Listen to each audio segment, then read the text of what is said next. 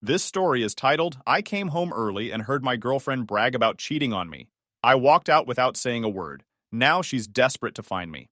Hi, everyone. Before we dive in, a quick favor. If you enjoy content like this, please hit the subscribe button. It's free, supports the channel, and make sure you never miss out on amazing videos. All right, let's get started. Hey, Reddit. So, this has been a crazy few weeks, and I honestly don't know what to do with myself. Thought I'd share the story because maybe putting it out there will help me process. I'm Drew, 32, and I thought I had my life figured out, or at least the relationship part of it. I've been dating this girl, Olivia, for 2 years. We met at a Christmas party a couple of years back, and at the time, it felt like one of those, this is meant to happen moments. Looking back now, I guess I was just dumb. Anyway, let me start at the beginning. The party where we met was thrown by a mutual friend of ours, Jason. Jason and I go way back, like high school days, and Olivia was one of his employees. I didn't even want to go to the party that night. Work had been brutal, and I just wanted to stay home. But Jason guilt-tripped me into showing up, saying I needed to meet people and live a little. So I went, and there she was. Olivia. She was laughing with a group of people when I first saw her. Jason, being Jason, dragged me over to introduce us. We hit it off almost immediately. She laughed at my dumb jokes, asked about my interests, and genuinely seemed interested in me. I remember leaving that party with her number and this goofy smile on my face. Fast forward a few weeks, we went on our first date. Nothing fancy, just a burger joint and a walk in the park. But it was perfect. She was funny, smart, and way more grounded than I expected someone like her to be. We clicked, you know? Like I could see this going somewhere serious. And it did. A few months later, we were officially a couple, and everything felt good. But there was one thing that always stuck out. Her younger sister, Chloe. From the very first time I met her, I could tell she didn't like me. She wasn't outright rude, but she had this way of making comments that felt like little jabs. Like during one of the first family dinners I went to, she said, "Wow, Olivia, you really went for the low-maintenance look, huh?" Like, what does that even mean? I brushed it off at first, thinking maybe she was just protective of her sister or trying to mess with me. But it didn't stop. Chloe would always find ways to undermine me. If I mentioned something I was passionate about, she'd roll her eyes or make a sarcastic comment. Like, one time I was talking about a hike, Olivia, and I went on, and Chloe was like, "Wow, how thrilling. I'm sure you guys had a wild time looking at trees." She'd also do this thing where she'd bring up Olivia's exes, like, "Oh, remember when you and Mark went to Cancun? That sounded like such a fun trip." It felt like she was constantly trying to remind me that Olivia could do better or that I didn't measure up. I brought it up to Olivia a few times, asking why Chloe seemed to have it out for me. She'd just laugh it off and say, "That's just Chloe. She's like that with everyone." But it didn't feel like that. I mean, she was perfectly nice to everyone else, just not me. I started dreading any time we had to hang out with her, but for Olivia's sake, I sucked it up. Despite Chloe's attitude, my relationship with Olivia kept moving forward. We moved in together after about a year, splitting rent in a small house just outside of the city. Life felt stable, like we were building something real. I wasn't one of those guys who needed to rush into marriage or anything, but after 2 years, I started thinking about proposing. Olivia was my person, or at least I thought she was. This year, Jason was hosting another Christmas party, and it felt like the perfect opportunity to pop the question. It was where we met, and Jason had always been a big part of our story. I talked to Olivia's parents about it a few weeks ago, asking for their blessing, and they were over the moon. I spent weeks planning it. I picked out the ring, rehearsed what I was going to say, and even coordinated with Jason to make sure the moment would be perfect. I imagined Olivia's face when I got down on one knee in front of all our friends, how happy she'd be, how we'd laugh about the journey that got us there. I was so sure I was doing the right thing. But life has a way of kicking you in the teeth when you least expect it. All those plans, all that excitement. It was like building a house on quicksand. I didn't know it at the time, but the foundation of our relationship wasn't what I thought it was, and the cracks were about to show in the worst way. About a month ago, the guys and I planned a weekend fishing trip up to this spot we love near the lake. It's quiet, kind of off the grid, and it's always been our go-to place to just unwind and catch up. We pack up a couple of coolers, grab some gear, and just hang out. I'd been looking forward to it for weeks. Life had been a grind, and I needed the break. Olivia wasn't thrilled about me being gone for a whole weekend, but I told her it was important to me, and she seemed to get it. Or at least, she pretended to. So I was driving out that Saturday morning. I had my truck loaded up. Tent, cooler, food, everything I thought I'd need. I was already an hour out when it hit me. I'd left my tackle box sitting in the garage. Now, I know it doesn't sound like a big deal, But that tackle box was brand new. Olivia had given it to me as a gift, and I'd spent a fortune on new lures, hooks, the works. I couldn't just fish without it. Plus, I knew the guys would give me endless crap if I showed up empty-handed, so I sighed, turned the truck around, and started heading back home. I wasn't too happy about losing time, but I figured I'd grab the box and get back on the road in no time. Olivia had mentioned she'd be out shopping with Chloe that day, so I wasn't expecting anyone to be home. Honestly, I was kind of relieved about that. I didn't want to deal with the whole, "why are you back so soon" conversation. Olivia wasn't the type to hold back her opinions, and if she thought something was dumb, she'd let you know. I figured it was better to just be in and out without any awkwardness. By the time I pulled into the driveway, it was around 3 p.m. Olivia's car was parked there, which caught me off guard. My first thought was that maybe she'd gotten back early, or their shopping trip had been cut short. I didn't think much of it. Sometimes plans change, right? I parked the truck and headed inside, already focused on grabbing the tackle box and hitting the road again. When I walked through the door, the house felt oddly still. You know when something just feels off? The air felt heavier, like the kind of quiet that isn't really quiet. I could hear faint voices coming from the living room, so I figured Olivia and Chloe were just hanging out. It wasn't unusual for Chloe to be over.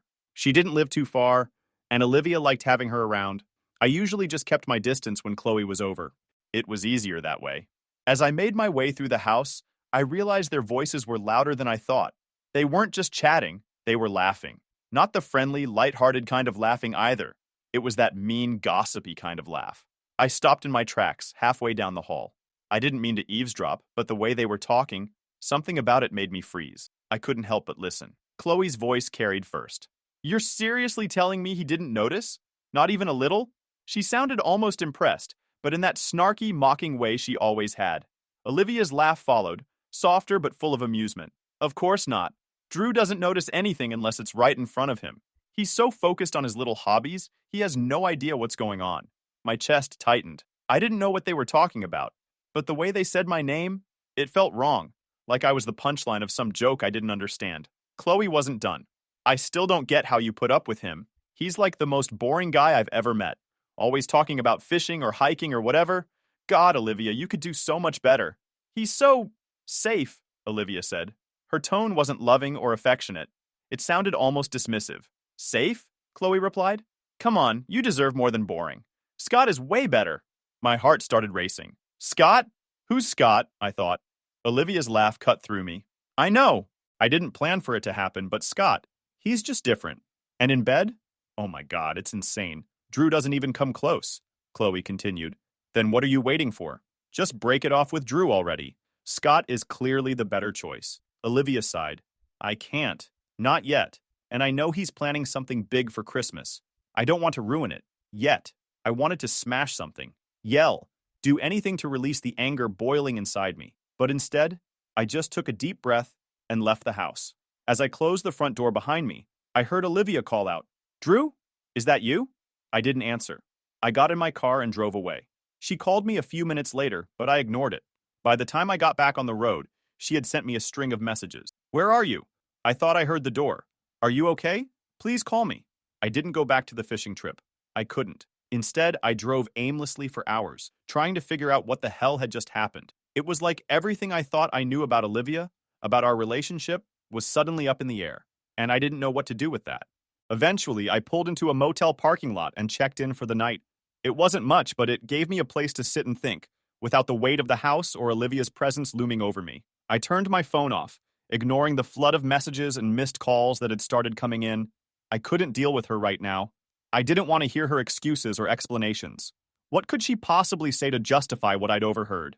I spent the entire night at that motel, staring at the ceiling and playing the conversation I overheard in my head, like some twisted highlight reel. Every laugh, every word felt like a dagger. The way Olivia talked about me with Chloe wasn't just disrespectful, it was cruel. And the mention of Scott? That hit differently. Knowing there was a name, a face to attach to her betrayal, made it even worse. It wasn't just some abstract mistake I could brush off. She had been making choices, deliberate ones, to lie to me, laugh behind my back, and plan for her exit while I was planning our future. Looking back, though, there were signs. Subtle ones. But I chose to ignore them back then. For example, over the last few months, Olivia had been more busy than usual. Gym sessions, last-minute drinks with her coworkers, Impromptu shopping trips with Chloe? At the time, I didn't think much of it. She wasn't the clingy type, and I respected her independence. But now I couldn't help wondering how many of those nights were spent with Scott instead. Was she seeing him when she was out with Chloe? Was Chloe covering for her the whole time? I couldn't shake the idea that Chloe had been part of this from the start, encouraging her, enabling her, and probably enjoying every second of it.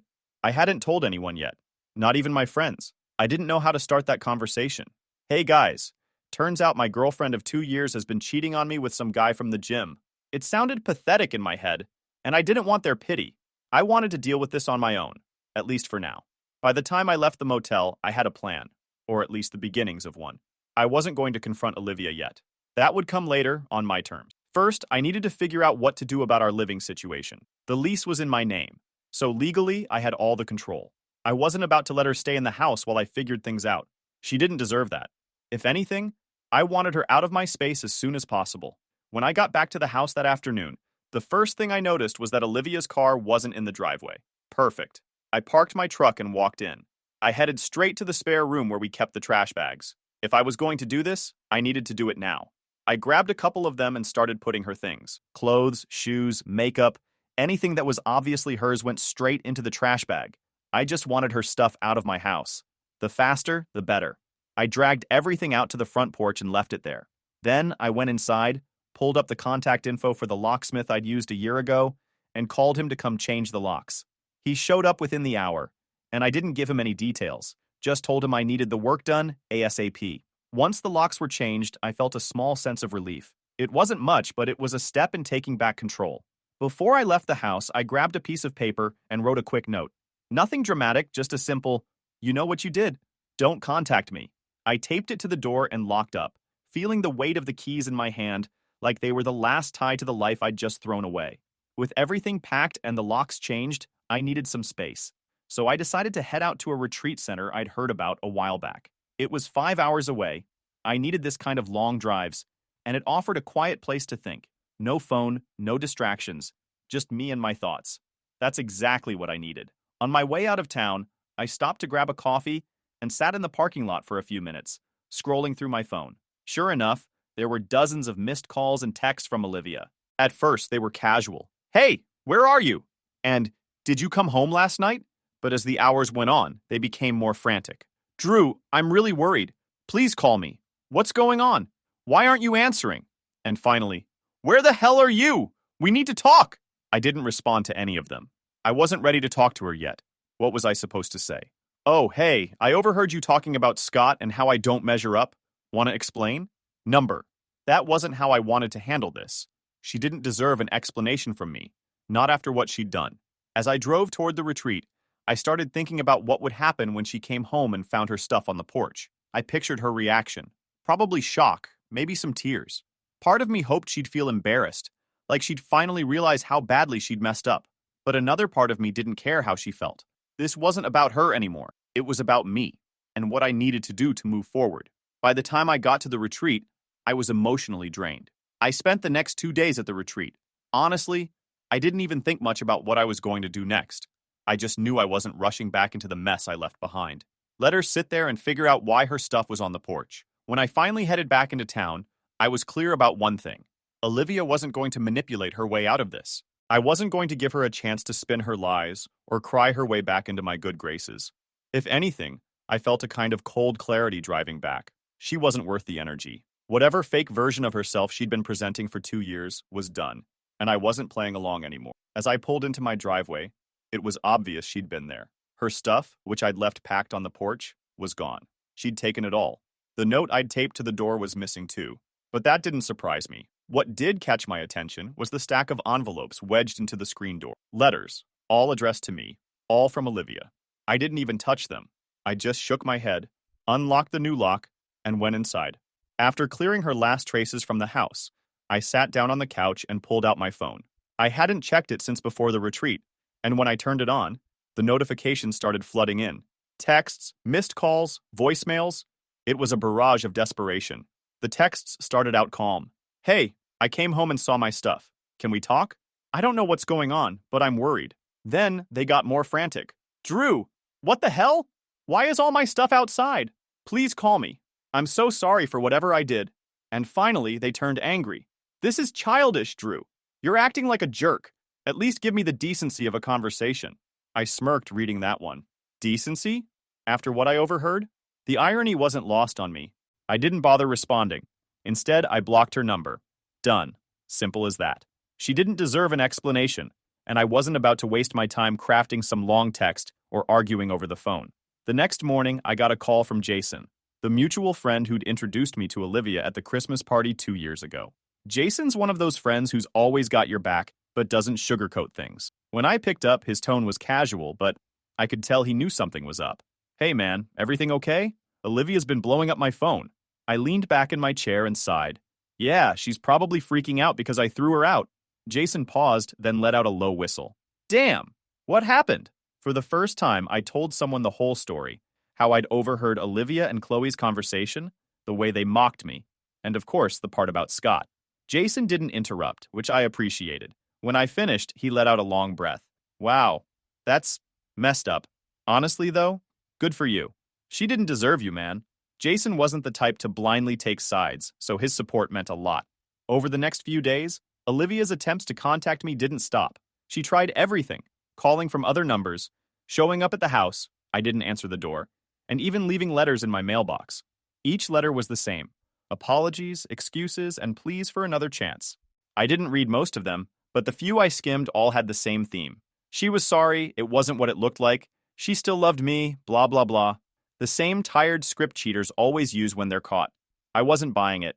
Chloe also tried reaching out, which made me laugh. Her messages were so out of touch it was almost funny. Hey, I heard Olivia's upset. Maybe you guys should talk. Like she hadn't been the one encouraging Olivia to cheat in the first place. I blocked her too. The next morning, I decided it was time to call Olivia's parents.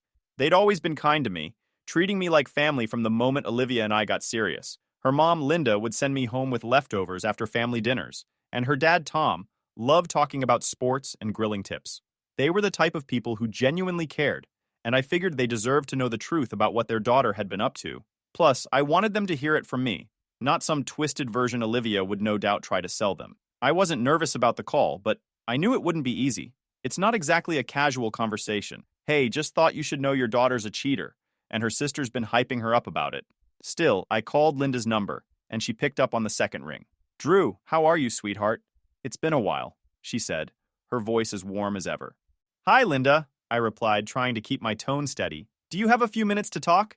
It's important. Of course, she said, sounding concerned. Is everything okay? No, I said bluntly. Not really. I explained everything. How I'd overheard Olivia and Chloe laughing about me, how she admitted to cheating with some guy named Scott, and how Chloe had been egging her on the entire time. I didn't sugarcoat it. I told her exactly what they said, word for word, because I wanted her to understand just how low both of her daughters had stooped. By the time I finished, the line was silent. For a moment, I thought Linda had hung up, but then I heard a shaky breath. Drew, she finally said, her voice trembling. I don't even know what to say. I can't believe this. Are you sure? Maybe you misunderstood. I didn't misunderstand, I interrupted firmly. Linda started crying. I felt a little bad, but at the same time, I wasn't going to soften the truth for her. Her daughters had done this, not me. After a few moments, I heard Tom's voice in the background, asking what was wrong. Tom, Linda said, her voice breaking. It's about Olivia and Chloe. There was some muffled noise as Tom took the phone. Drew, what's going on? Linda's in tears over here. So, I told him. The whole thing. Again. By the time I finished, he was silent, just like Linda had been. Then, after what felt like forever, he let out a long, heavy sigh. I'm sorry, Drew, he said, his voice low and serious. You didn't deserve that. None of it. I can't believe they'd... God, I don't even have words. It's not your fault, I said, and I meant it. But I thought you should know. I know how much you both care about your daughters, but I can't stay quiet about this. I'm done being disrespected. You're absolutely right, Tom said, his voice sharp now. They crossed a line, and they need to face the consequences. I don't care if they're my daughters. What they did is disgusting. Linda, still crying in the background, chimed in. Drew, I'm so sorry. You've always been so good to Olivia, to our family. I can't believe she would throw that away. And Chloe, how could she encourage something like this? I don't even recognize them anymore. We talked for a while longer. They asked if I was okay, how I was handling everything, and if there was anything they could do to help. I told them I was fine, better than they probably expected, and that I was moving on, no matter how hard Olivia begged. Tom promised me they'd handle things on their end, and made it clear they wouldn't tolerate that kind of behavior in their family. Before we hung up, Tom said something that stuck with me. Drew, you've always been like a son to us.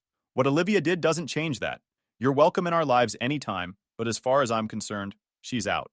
Both of them are. I can't have people like that in my life, even if they're family. I wasn't sure how Olivia's parents would react, but I didn't think they'd cut ties with both of their daughters. It was a bold move, but honestly, it made me respect them even more.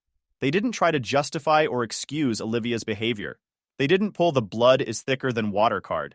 They just saw the situation for what it was and stood by their principles. I felt relieved, like a weight had been lifted knowing Olivia and Chloe wouldn't have the support system they'd probably been counting on. But another part of me felt sad, not for them, but for Linda and Tom. They didn't deserve this. They'd raised two daughters who turned out to be selfish, deceitful people, and now they had to live with that reality. I wouldn't wish that on anyone. By the time I went to bed that night, I felt more at peace than I had in weeks. Olivia and Chloe might have tried to ruin my life, but I wasn't the one left scrambling to fix things. That was on them now.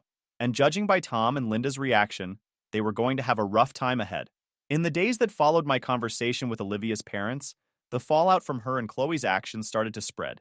Tom and Linda weren't the kind of people to make empty promises, and when they said they were cutting ties with both of their daughters, they meant it. I didn't expect the extent to which they'd follow through, though. It was satisfying to watch. The first thing I heard was that Olivia had been fired. Jason called me. Well, she's not my employee anymore. I can't keep someone like that around. It's bad for the team, bad for morale, and honestly, I don't want someone who thinks that kind of behavior is okay representing my company. I wasn't expecting him to fire her, but I couldn't pretend I was upset about it. Olivia had always bragged about how much Jason respected her work, how secure her position was. Clearly, her actions had consequences she didn't see coming. You didn't have to do that on my account, I said, though part of me was relieved to know she wasn't going to skate by without any repercussions. Jason scoffed. This isn't just about you, Drew. I don't tolerate that kind of behavior, period. She crossed a line, and I'm not going to let her bring her drama into my workplace. After we hung up, I couldn't help but feel a sense of vindication. Olivia had been so smug, so confident that she could get away with everything. But now, the life she'd built was starting to crumble. From what I heard through mutual friends, and a little from Jason, Olivia tried to play the victim at first. She told anyone who would listen that I'd overreacted and kicked her out without giving her a chance to explain. But as the full story came out, thanks to Jason and her parents, people stopped buying her act. She went from being someone everyone admired to someone they pitied, and not in a good way. As for Chloe, her involvement didn't go unnoticed either. Tom and Linda were furious with her for encouraging Olivia's behavior, and they made it clear she wasn't welcome in their home anymore. Chloe had always been the family wildcard, the one who could never hold down a job, constantly borrowing money, and always relying on her parents to bail her out. Tom and Linda cut all financial support to both Olivia and Chloe. They didn't have much of a safety net anymore. Tom and Linda also didn't hold back when people asked why. According to Jason, Linda had told one of her friends at church, "We raised them better than this. If they're going to behave this way, they can do it without our help." Their social circle quickly picked up on the situation, and word spread fast. Olivia and Chloe found themselves ostracized by people they'd once relied on for support.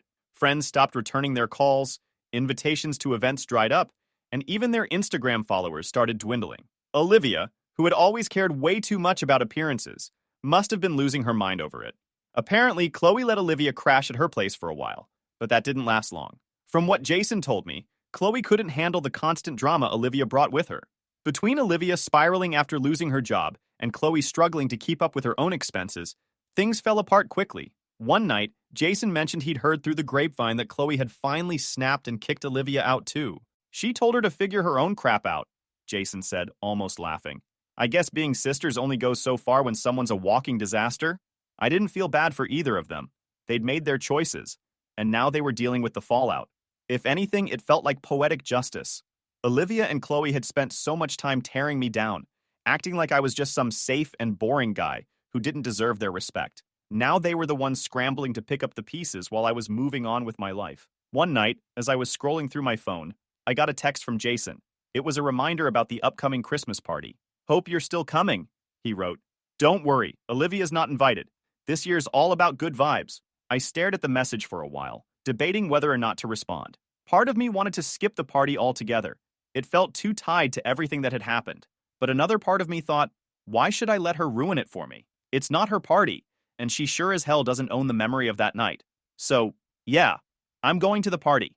Not just to see friends or enjoy the holiday spirit, but to reclaim something. My story, my dignity, my life, whatever you want to call it. If Olivia showed up and tried to stir the pot one last time, well, let's just say I'm ready for her. This time, I'm not the clueless guy standing in the hallway, blindsided by betrayal. I'm walking in with my eyes wide open. I guess we'll find out. Thanks for reading until here. I'll update you guys after the Christmas party. Update. All right, Reddit. Buckle up because things went down at the Christmas party, and I'm still trying to wrap my head around it. If you've been following my story, you know where we left off. Let me take you to the party.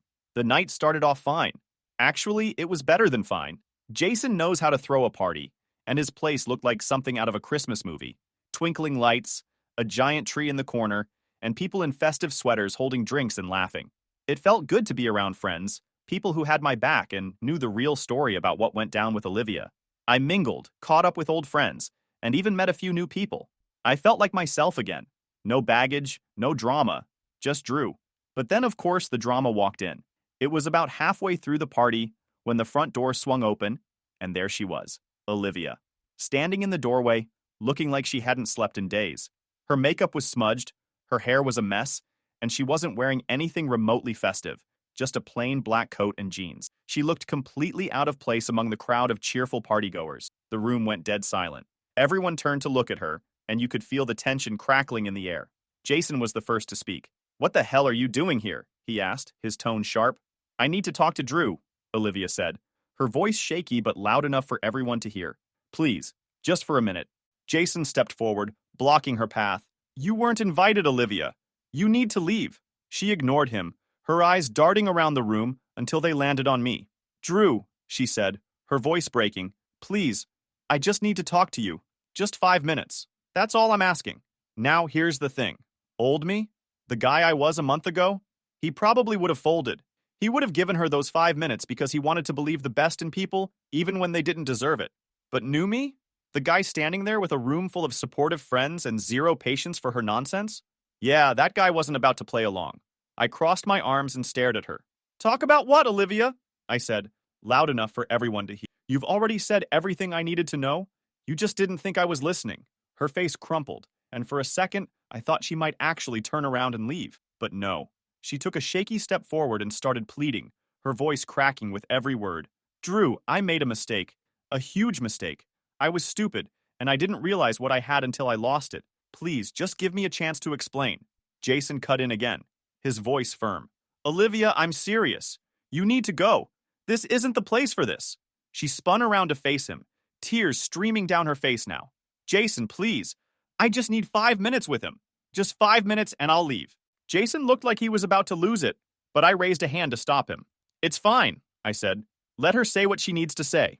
You could hear a pin drop as I walked toward her. Everyone was watching, waiting to see what would happen. Olivia wiped at her face, trying to compose herself as I stopped a few feet away from her. "Go ahead," I said. "Say whatever it is you think will fix this." She took a deep breath, her whole body shaking. "Drew, I was an idiot. I let Chloe get in my head, and I made mistakes I can't take back. But I swear it didn't mean anything. Scott didn't mean anything. None of it did. You're the one I love, Drew. You've always been the one." I stared at her, unblinking. "You love me?" I asked, my voice calm but cutting. "Is that what you were thinking when you called me boring? When you laughed about how clueless I was? Or how about when you said Scott was insane in bed and I didn't even come close? Was that love, Olivia?" She flinched like I'd slapped her. "I didn't mean any of that," she whispered. "I was stupid, Drew. I was trying to impress Chloe and I—" "Stop," I said, cutting her off. "Don't blame Chloe for your choices. She might have encouraged you, but you're the one who made those decisions. You're the one who lied, cheated, and then laughed about it." Her tears were falling freely now, and she dropped her voice so only I could hear. "I'm begging you, Drew. I don't have anyone else. Chloe kicked me out. My parents won't talk to me. You're all I have left." I stepped back, letting her words hang in the air for a moment before I replied. "And whose fault is that, Olivia? Because it sure as hell isn't mine." At that point, Jason had had enough. He stepped forward, gesturing to one of his friends near the door. "Time to go," he said firmly. Two of Jason's friends gently but firmly escorted Olivia out, ignoring her weak protests and pleas. The door shut behind her, And just like that, the tension in the room evaporated. Someone cranked up the music, and people started talking again. But the energy had definitely shifted.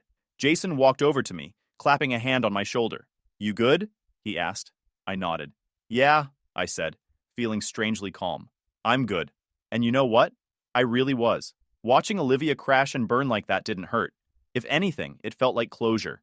I'd spent 2 years of my life with someone who didn't deserve me, but now I was finally free. So, that's the story. I don't know what Olivia's doing now, and honestly, I don't care. She made her choices, and now she's dealing with the consequences. As for me, I'm moving forward. I've got good friends, a supportive community, and a life that's finally my own again. That's all I need.